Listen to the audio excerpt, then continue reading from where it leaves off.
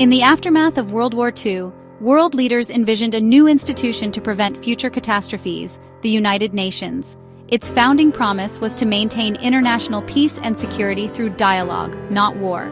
The UN Charter, signed in 1945, was a declaration of hope, committing nations to protect human rights and promote social progress. For millions, the blue flag symbolized a new dawn and the rule of law. Yet the UN's vision was always checked by political realities.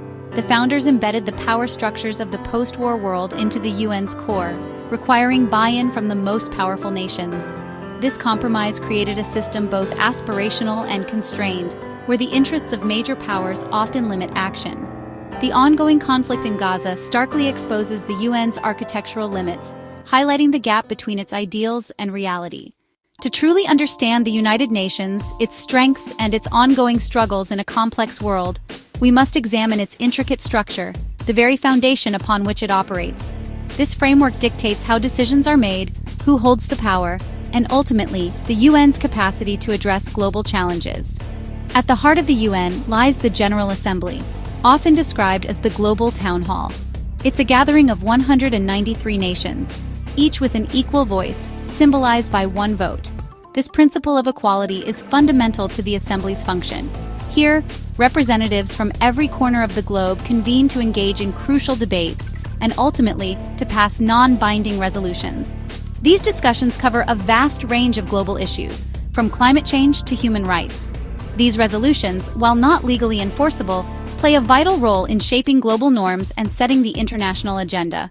They represent a collective expression of the world's conscience, guiding principles for nations to aspire to. However, the real power, the authority to enact meaningful change, resides with the Security Council. This is the only UN body whose decisions carry the weight of international law, making them binding on all member states. Its actions can authorize peacekeeping missions, impose sanctions, and even authorize the use of force. The Council is composed of 15 members, a mix of 10 rotating members elected for 2-year terms and 5 permanent members who wield significant influence. These permanent members, often referred to as the P5, are the United States, the United Kingdom, France, Russia, and China. The presence of rotating members ensures a degree of regional representation and diversity within the Council, bringing fresh perspectives to the table. However, it is undeniable that the P5, with their unique privileges, hold the ultimate authority in shaping the Council's agenda and actions. For any resolution to be adopted by the Security Council, it requires the support of at least 9 members, and crucially, it must not be vetoed by any of the P5. The P5's permanent seats and their veto power are a direct reflection of the geopolitical landscape that emerged in the aftermath of World War II, a time when these nations played a pivotal role in shaping the world order. This inherent structure effectively hardwires the global power balance of the mid-20th century into the very core of the United Nations, a reality that continues to influence its operations today. Consequently, the Council's effectiveness in addressing global crises is heavily dependent on the degree of consensus, or conversely, the level of conflict and disagreement that exists among these 5 powerful nations. Their privileged position often serves as the ultimate deciding factor, determining whether the UN is able to take decisive action or is forced to stand by, paralyzed by division. The P5's most significant power is the veto.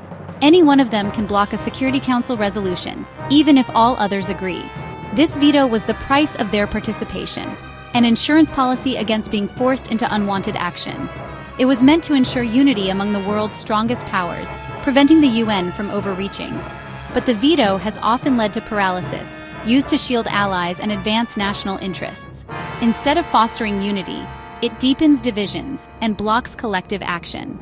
When P5 interests clash, a single veto can silence the international community. This dynamic is on full display in the Gaza conflict, where one member's priorities halt meaningful action. The Security Council's history is marked by veto-induced deadlock. During the Cold War, the US and USSR used the veto to block each other, stalling action in conflicts from Vietnam to Afghanistan. Even after the Cold War, the veto remained an obstacle, seen in the Balkans and most tragically in Syria, where Russia repeatedly blocked resolutions. The Rwandan genocide exposed the Council's inability to act, with major powers unwilling to intervene. These failures reveal a structural flaw. The Council's paralysis is built in, not accidental. In Gaza, the U.S.'s deep alliance with Israel means resolutions critical of Israel face near-certain veto. This pattern of stalemate is a recurring feature of the UN's highest body. The result, the Security Council is often unable to address the world's most urgent crises. The situation in Gaza presents a stark and troubling case study. It's a region scarred by conflict, a place where the international community's efforts to bring peace have repeatedly faltered. We see the devastation, the human cost, and the seemingly endless cycle of violence. It serves as a vivid and disheartening example of the UN's limitations in addressing some of the world's most pressing crises. The very structure designed to prevent conflict often finds itself paralyzed, unable to effectively intervene. When violence erupts in Gaza, as it tragically does with alarming frequency, the Security Council, the UN's primary body for maintaining international peace and security, swiftly convenes. Emergency sessions are called, and diplomats from around the globe gather to discuss the escalating situation. But all too often, the resolutions calling for ceasefires, desperately needed to halt the bloodshed, or for the urgent delivery of humanitarian aid, essential to alleviate the suffering of the civilian population, are routinely blocked by a single dissenting voice, a veto that effectively nullifies the will of the majority. The United States, a permanent member of the Security Council and Israel's key ally, has historically used its veto power more frequently on resolutions related to the Israeli-Palestinian conflict than on any other issue, a testament to the complexities and sensitivities surrounding this particular geopolitical challenge. The U.S. often justifies these vetoes by arguing that the proposed resolutions are one-sided and fail to adequately address the concerns of both parties involved. They maintain that these resolutions often ignore Israel's legitimate security concerns and its right to defend itself against attacks. This pattern of vetoes effectively creates a diplomatic shield for Israel within the UN system and ultimately leaves the Security Council unable to take meaningful action to address the ongoing crisis. Even in situations where a clear majority of Security Council members support a ceasefire and a resolution to de-escalate the conflict, a single veto is sufficient to stop any binding action from being taken, rendering the Council's efforts futile. The U.S. often defends its actions by claiming that it is actively pursuing diplomatic solutions outside the formal framework of the UN, engaging in bilateral talks and negotiations with the parties involved. However, regardless of these external efforts, the practical effect of the U.S. veto within the Security Council is a state of paralysis, preventing the UN from playing its intended role as a peacemaker. This persistent division within the Security Council sends a clear and disheartening message of international impotence, undermining the UN's credibility and its ability to effectively address global conflicts. This, in turn, fuels widespread frustration and a deep-seated sense of injustice, particularly among those who feel that their voices are not being heard and their suffering is being ignored. For the Palestinian people, it often feels like a complete abandonment by the international community, a sense that their plight is not being taken seriously. Conversely, for Israel, it provides a sense of diplomatic cover, allowing it to pursue its policies without facing significant international pressure or censure. As a result, the cycle of violence in Gaza continues unabated, with each new conflict leaving behind a trail of destruction and despair. All the while, the UN's authority and legitimacy are further undermined by its own structural limitations and the political dynamics that prevent it from acting decisively. The world's premier peace body, the organization tasked with maintaining global security and preventing conflict, is often left watching from the sidelines, powerless to intervene effectively in one of the world's most intractable conflicts. Disagreements over Gaza run deeper than words. They're rooted in alliances, history, and strategy. The U.S.'s unwavering support for Israel is driven by shared values, domestic politics, and regional strategy, prioritizing Israel's security. American diplomats focus on condemning Hamas and defending Israel's right to self-defense. Many Arab, Global South, and some European nations see the conflict through the lens of occupation and Palestinian rights, demanding accountability for Israel. Russia and China often side with the pro-Palestinian bloc to counter U.S. influence, while Europe tries to balance alliances and humanitarian law. These entrenched positions make consensus in the Security Council nearly impossible. Even when the Security Council is blocked, the UN isn't powerless. The General Assembly can convene emergency sessions and pass resolutions with broad support, sending a strong moral message. In Gaza, overwhelming assembly votes for ceasefires show global consensus, even if not legally binding. UN agencies and the Secretary General can document abuses, mediate, and keep attention on violations.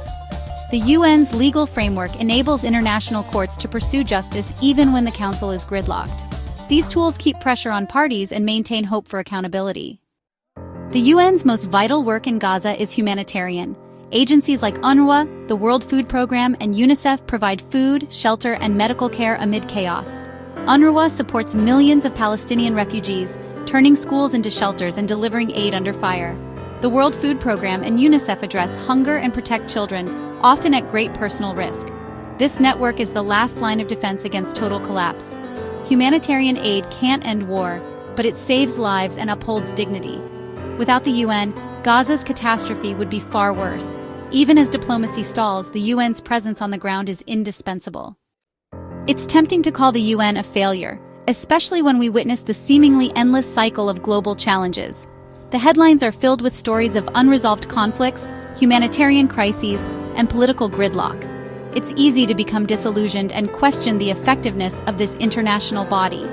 When wars persist, seemingly without end, and the Security Council, the UN's primary mechanism for maintaining peace and security, is paralyzed by the competing interests of its permanent members.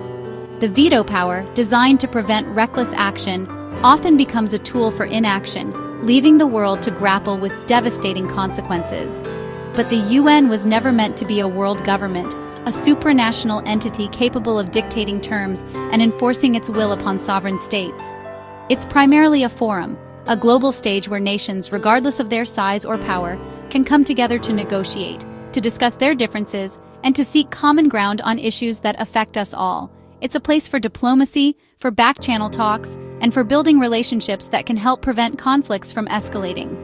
Not impose solutions through force or coercion. The UN's strength lies not in its ability to command, but in its capacity to convene, to facilitate, and to encourage cooperation. Its flaws, its shortcomings, and its moments of ineffectiveness ultimately reflect the world's divisions, the deep-seated disagreements and conflicting interests that exist among nations. Not just institutional weakness. To expect the UN to transcend the geopolitical realities of our world is to misunderstand its very nature. Despite criticism, the often harsh critiques, and the undeniable challenges it faces, the UN remains essential. It's the only place, the single indispensable arena, where every country, regardless of its power or influence, has a voice, a seat at the table, and the opportunity to be heard. Its agencies, often working tirelessly behind the scenes, save lives, providing critical assistance to those affected by conflict, disaster, and poverty. Uphold international law, striving to create a more just and equitable world order, and set global norms, establishing standards of behavior for nations to adhere to. The UN can't force peace in Gaza or in any other conflict zone around the world. Because its most powerful members, the permanent members of the Security Council, fundamentally disagree on the solution, often prioritizing their own national interests over the collective good. Yet, even in the face of seemingly insurmountable obstacles, it keeps dialogue alive, providing a crucial channel for communication between warring parties, delivers aid to those in desperate need, and stands for human rights, advocating for the protection and dignity of all people, regardless of their nationality, religion, or background. It's not a cure-all, a magic bullet that can solve all the world's problems, but it's our best hope, perhaps our only hope, for building a more just, peaceful, and sustainable world for all. In a fractured world, a world plagued by conflict, inequality, and division, even an imperfect forum, a flawed institution, is infinitely better than none. To abandon the UN would be to abandon the very idea of international cooperation. The UN endures, standing as a testament to humanity's enduring hope for a better future. Because the need for dialogue, for understanding, and for cooperation endures even in the darkest of times. It is a beacon of hope, reminding us that even amidst our differences, we share a common humanity and a common destiny.